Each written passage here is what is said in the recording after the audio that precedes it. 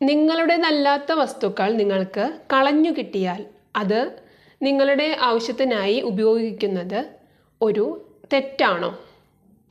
വഴിയിൽ നിന്നോ മറ്റോ എന്തെങ്കിലും വിലപിടിപ്പുള്ള വസ്തുക്കൾ നിങ്ങൾക്ക് കളഞ്ഞു കിട്ടിയാൽ അതിൻ്റെ യഥാർത്ഥ ഓണറെ നിങ്ങൾ കണ്ടുപിടിക്കാൻ യാതൊരു വിധത്തിലുള്ള ശ്രമവും നടത്താതെ നിങ്ങൾ അത് എടുത്ത് ഉപയോഗിക്കുകയാണെങ്കിൽ അത് ഒരു ഒഫൻസാണ്. 6 മാസം മുതൽ 2 വർഷം വരെ തടവ് ലഭിക്കാവുന്ന ഒരു കുറ്റകൃത്യമാണത്.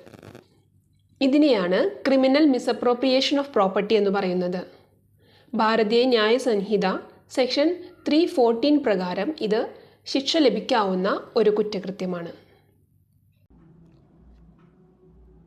ഇനി എന്താണ് ക്രിമിനൽ മിസ്അപ്രോപ്രിയേഷൻ ഓഫ് പ്രോപ്പർട്ടി എന്നുള്ളത് നമുക്ക് സെക്ഷൻ വൈസ് നോക്കാം. സെക്ഷൻ 314 ഓഫ് BNSലാണ് ഭാരതീയ ന്യായ സംഹിതയുടെ 314 വകുപ്പിലാണ് ക്രിമിനൽ മിസ്അപ്രോപ്രിയേഷൻ ഓഫ് പ്രോപ്പർട്ടിയെ സംബന്ധിച്ച് പറയുന്നത്.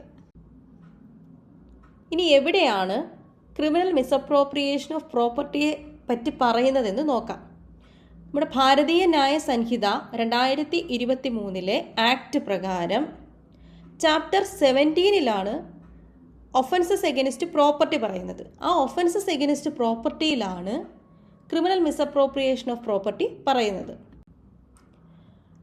ക്രിമിനൽ മിസ്അപ്രോപ്രിയേഷൻ ഓഫ് പ്രോപ്പർട്ടിയുടെ ഇൻഗ്രീഡിയൻസ് എന്താണെന്ന് നോക്കാം. അല്ലെങ്കിൽ എന്തൊക്കെ ചെയ്താലാണ് അത് ക്രിമിനൽ മിസ്അപ്രോപ്രിയേഷൻ ഓഫ് പ്രോപ്പർട്ടിയുടെ പരിധിയിൽ വരുന്നത്, അതൊരു ഒഫൻസായിട്ട് മാറുന്നതെന്ന് നോക്കാം. Whoever dishonestly misappropriate or converted to his own use any movable property.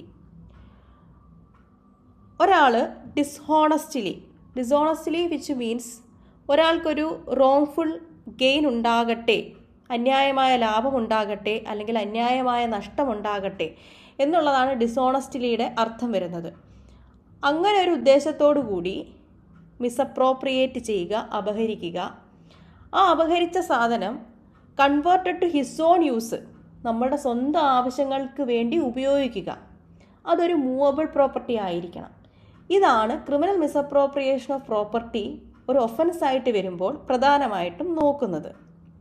ഇനി അതിൻ്റെ പണിഷ്മെൻറ്റ് എന്താണെന്ന് നോക്കാം. The punishment the term which shall not be less than 6 months, 6 മാസത്തിൽ കുറയാതെ ഒരു പണിഷ്മെൻറ്റ് കിട്ടും. But which may extend to 2 years with fine. ചിലപ്പോൾ 2 വർഷം വരെയോ കൂട്ടത്തിൽ ഫൈനും വരാവുന്ന ശിക്ഷാവിധിയിലേക്ക് പോകാവുന്നതാണ്. ഇനി എന്താണ് ഡിസോണസ്റ്റ്ലി എന്നുള്ളത് നോക്കാം. ഡിസോണസ്റ്റ്ലി അണ്ടർ BNS ഭാരതീയ ന്യായ സംഹിതയുടെ സെക്ഷൻ 2 clause 7 അതായത് ഡെഫിനിഷൻ ക്ലോസിലാണ് ഡിസോണസ്റ്റ്ലിയെ പറ്റി പറയുന്നത്.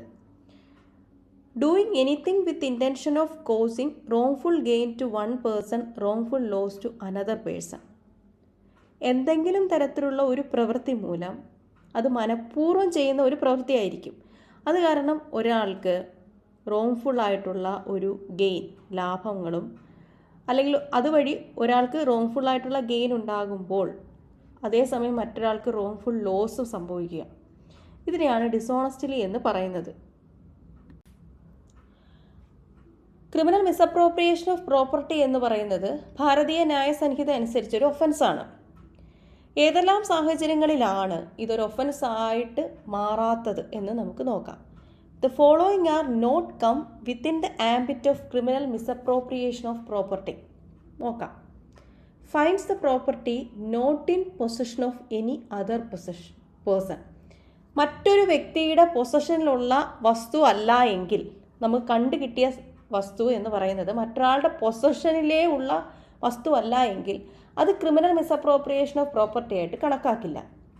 Taking such property for the purpose of protecting it or restoring it to the real owner. നമുക്ക് വഴിയിൽ നിന്നായാലും എവിടെ നിന്നായാലും നമുക്കൊരു പ്രോപ്പർട്ടി, ഒരു വസ്തു കിട്ടുകയാണെങ്കിൽ ആ കിട്ടിയ വസ്തു നമ്മൾ പ്രൊട്ടക്റ്റ് ചെയ്യുകയാണ്, അല്ലെങ്കിൽ അതിനൊരു ഡിസ്ട്രക്ഷനോ ഡാമേജോ ഒന്നും സംഭവിപ്പിക്കുന്നില്ല. അത് പ്രൊട്ടക്റ്റ് ചെയ്യുക എന്നുള്ളൊരു പർപ്പസ് മുന്നിൽ കണ്ടുകൊണ്ടാണ് നമ്മളത് എടുക്കുന്നതെങ്കിലോ, അല്ലെങ്കിൽ അത് റിയൽ ഓണറിന് കൊടുക്കണം എന്നുള്ള, അല്ലെങ്കിൽ restoring it to the real owner, യഥാർത്ഥ അവകാശിക്ക് കൊടുക്കണം എന്നുള്ള ഉദ്ദേശത്തോടു കൂടിയാണ് എടുത്തതെങ്കിൽ അത് ക്രിമിനൽ മിസ്അപ്രോപ്രിയേഷൻ്റെ പരിധിയിൽ വരുന്നതല്ല.